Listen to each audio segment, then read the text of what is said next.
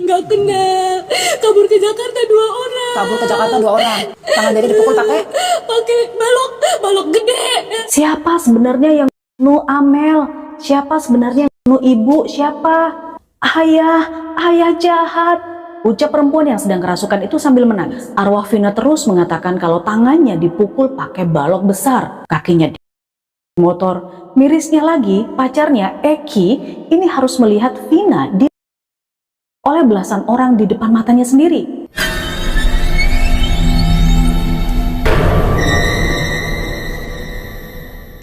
Sistem peradilan yang rumit dan kurangnya bukti membuat sidang kasus penghilangan nyawa sulit banget buat diungkap. Meskipun begitu, ada beberapa kasus penghilangan nyawa yang justru terselesaikan dengan kemunculan arwah korban yang disinyalir memberikan petunjuk penyebab kematiannya. Kedengarannya serem ya teman-teman. Tapi ya, di video inilah kita akan bahas semuanya itu. Dan itu banyak sekali terjadi. Kali ini aku pengen cerita soal kasus penghilangan nyawa yang justru diungkap oleh arwah penasaran. Sebelumnya, aku disclaimer dulu. Kalau informasi dan detail dari cerita di video ini, tim aku merangkumnya dari beberapa sumber berita yang sudah dipublish ke masyarakat. Jadi bukan aku mengada-ada. Ya udah deh, siapin cemilannya, enakin rebahannya. Aku mulai ceritanya sekarang.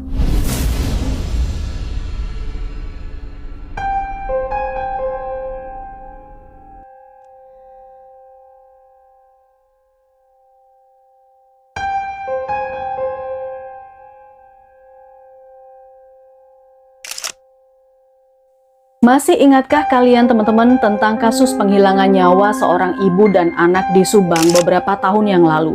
Korban bernama Ibu Tuti, usia 55 tahun, dan anaknya Amel, usia 23 tahun, ditemukan tak bernyawa pada suatu pagi di dalam sebuah mobil Alphard di rumahnya sendiri.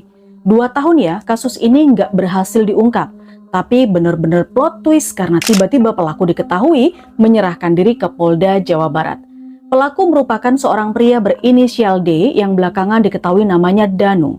Kasus penghilangan nyawa ibu dan anak di Subang ini menjadi kasus yang menghebohkan. Yosep, suami sekaligus ayah kandung korban, pernah meminta kasus kematian istri dan anaknya ini segera diungkap oleh pemerintah. Banyak spekulasi yang beredar waktu itu, termasuk ada kekuatan supranatural yang ikut membuat kasus ini sulit banget buat diungkap. M. Ramdanu atau Danu yang merupakan keponakan dari korban, Tuti, menyerahkan diri ke kepolisian daerah Jawa Barat, Polda Jawa Barat, pada hari Senin tanggal 16 Oktober 2023. Polisi lalu menetapkan Danu sebagai tersangka waktu itu. Nah, berdasarkan pengakuan dari Danu, polisi mengamankan 4 orang lainnya. Mereka adalah Yosep, suami sekaligus ayah korban, lalu Mimin, istri kedua dari Yosep, Argi, dan Abi, ini anak dari Mimin. Dan sebelumnya, Yosep meminta kasus pembunuhan anak istrinya ini segera diungkap. Bahkan melalui pengacaranya nih, Yosep nggak segan-segan dia meminta bantuan Presiden Jokowi untuk mengungkap kasus ini. Ya, kasus ini sebenarnya cukup panjang, tapi kita akan persingkat saja ya, khususnya di kronologi. Jadi teman-teman, dari keterangan Danu ke polisi, di hari kejadian, Yosep meminta Danu ke rumahnya. Nah, Yosep ini meminta untuk menunggu di garasi gitu loh, nggak langsung masuk. Yosep juga sempat meminta Danu untuk mengambil golok. Sambil menunggu dia merokok lah. Danu mengaku nggak tahu apa yang dilakukan Yosep di dalam rumah. Hanya saja dia sempat mendengar teriakan korban dari dalam rumah. Otomatis Danu masuk ke sana dan di sana dia melihat pelaku lain sedang membenturkan kepala Amel ke dinding. Penyerahan dan pengakuan Danu membuat kasus ini terbongkar setelah 2 tahun lamanya. Tapi siapa yang menyangka kalau ternyata teman-teman di balik penyerahan Danu ke polisi ada hal-hal mistis yang terjadi.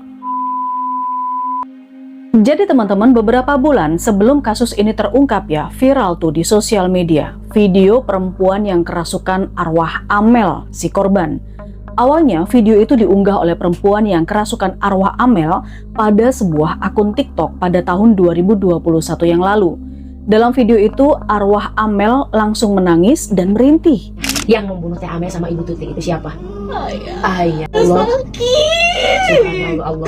Jangan kejar saya. Dalam situasi kerasukan itulah, arwah Amel berkali-kali menyebut kalau ayahnya jahat dan meminta tolong. Nah, saat ditanya pelaku penghilangan nyawa Amel dan ibunya, perempuan yang diduga kerasukan arwah Amel ini lalu mengatakan kalau pelakunya adalah sang ayah sendiri, yaitu Yosef. Siapa sebenarnya yang Amel? Siapa sebenarnya yang bunuh ibu? Siapa? Tanya seorang ibu yang duduk di sampingnya waktu itu. Lalu wanita yang kerasukan ini menjawab, ayah jahat. Perempuan itu lantas mengatakan kalau dia tidak melihat ketika ayah dan ibu tirinya, ibu Mimin maksudnya ya, ibu kandungnya Tuti karena memang sedang tidur. Tapi arwah yang diduga Amel ini melihat ibunya dalam kondisi sudah lalu ditidurkan telentang dan berlumuran cairan merah di tubuhnya. Saat itu arwah yang diduga Amel ini mengaku dia itu bangun pagi dan pengen mengajak ibunya Tuti untuk sholat subuh sekitar jam 4:30 pagi. Nah, arwah Amel ini juga melihat kala itu ternyata ada sang ayah yang lagi sibuk tuh membersihkan ceceran cairan merah untuk menghilangkan jejak katanya. Karena itulah Amel langsung teriak dan berusaha lari. Tapi naas, akhirnya Amel berhasil ditangkap dan giliran dia dihilangkan nyawanya. Begitu. Tapi arwah korban ternyata juga pernah loh meminta tolong pada seorang ahli forensik. Sebutlah seorang polwan. Ahli forensik namanya Dr. Sumihastri Purwanti. Beliau ini mengaku sempat didatangi salah satu korban supaya mau membantu mengusut kasusnya. Dr. Sumihastri mengatakan kalau dirinya melakukan otopsi sebanyak 2 kali terhadap jasad Tuti dan Amel setelah 40 hari kejadian. Dokter ini juga bilang kalau dirinya juga sempat didatangi oleh salah satu korban melalui mimpi.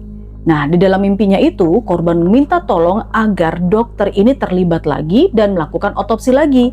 Dari situlah Dr. Hastri datang lagi ke Subang. Berbeda dengan cerita Danu, salah satu pelaku. Bayangkan, selama 2 tahun dia tuh mengaku nggak tenang dalam hidupnya. Sering didatangi lewat mimpi, seolah-olah dikunjungi oleh arwah korban. Nah, disitulah dia merasa tidak tenang, yang pada akhirnya dia memutuskan untuk menyerahkan diri. Singkat cerita, terungkaplah kasus penghilangan nyawa ibu dan anak di Subang.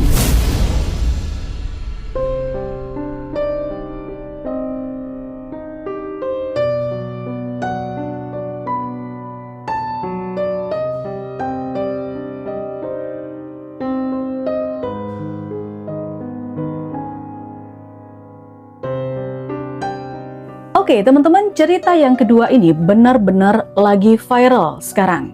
Kisah penghilangan nyawa 2 remaja bernama Vina dan Eki terbilang sangat tragis karena kematian sepasang kekasih ini diungkap oleh arwah penasaran. Yang dimaksud arwah ini diduga adalah arwah Vina, korban yang meninggal dunia bersama sang kekasih Eki pada hari Sabtu malam tanggal 27 Agustus 2016 jam 11 malam. Jadi ceritanya, Eki dan Vina ini sama-sama berusia 16 tahun dan berdomisili di Cirebon. Sebelumnya kejadian itu dilaporkan sebagai kecelakaan lalu lintas, yang mana ditemukan Eki dan Vina itu kayak jatuh gitu dari jembatan layang dan langsung ditangani oleh pihak kepolisian. Tapi teman-teman, ada kejanggalan pada jenazah Eki dan Vina. Pihak berwajib kemudian melakukan penyelidikan atas kasus ini. Di sisi lain, arwah Vina diduga merasuki tubuh sahabatnya yaitu Linda yang waktu itu tidak hadir ke pemakaman. Vina yang sedang memasuki tubuh Linda sahabatnya ini mengungkapkan kisah kematiannya sendiri sambil dia merintih dan menangis.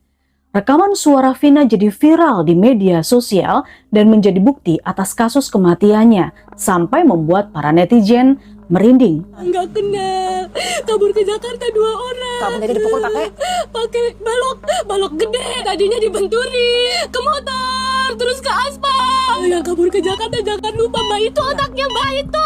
Arwah ini mengaku teman-teman, pada awalnya kepalanya dibenturkan ke motor, benturkan ke aspal. Sang kekasih yang bernama Eki ini mau nolong, tapi naas dia pun juga menjadi salah satu korban kekejian para pelaku. Salah satu pelaku bernama Egi. Dia ini punya rasa suka ke Vina, tapi Vina berkali-kali menolaknya karena dia ini kan udah pacaran sama Eki ya. Ada momen di mana Egi mulai kurang sopan, pegang-pegang Vina, goda-godain Vina secara verbal. Di momen sebuah penolakan, Vina ternyata juga sempat meludah. Kayaknya Egi dendam tuh sama Vina dari situ. Lalu di malam kejadian, Vina jalan-jalan dari Taman Sumber bersama pacarnya Eki. Terus tiba-tiba ada yang hajar pacarnya dari belakang. Otomatis motornya jatuh. Vina pun pingsan di situ. Bangun-bangun, mata Vina sudah ditutup dan di situ Vina lagi diperkosa atau dilecehkan. Arwah Vina juga memperingatkan kepada keluarga dan pihak berwajib supaya tidak tertipu dengan pembelaan yang diungkapkan para pelaku. Bahkan katanya satu pelaku yang dikatakan sebagai otak kejahatan ini kabur ke Jakarta, diduga anak orang penting sehingga bisa mengganti identitasnya. Kekejian para pelaku itu terus diungkap teman-teman. Arwah Vina terus mengatakan kalau tangannya dipukul pakai balok besar, kakinya motor. Mirisnya lagi, pacarnya Eki ini harus melihat Vina dilecehkan oleh belasan orang di depan matanya sendiri.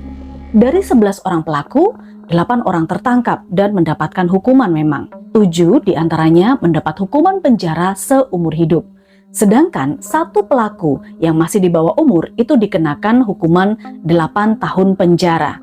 Tapi sayangnya 3 pelaku lainnya, satu diantaranya sebagai dalang penganiayaan dan otak dari kekejian ini ternyata masih bebas sampai sekarang.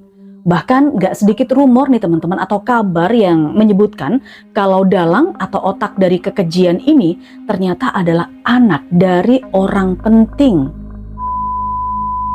Iya teman-teman, cerita yang terakhir tadi sampai saat aku up video ini itu masih viral. Bahkan ada dibuat filmnya dengan maksud agar 3 pelaku bisa ditangkap dan mendapatkan hukuman.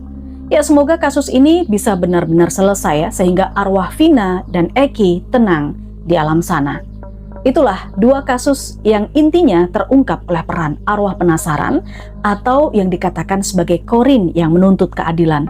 Sebenarnya masih ada sih beberapa kasus lain yang terungkap karena arwah penasaran, tetapi kejadiannya bukan di Indonesia. Kalau kamu mau aku ceritain lagi di sini, kasih komen di bawah, kasih jempol ke atas, like, subscribe, tonjok loncengnya. Ketemu lagi di video berikutnya ya. Bye!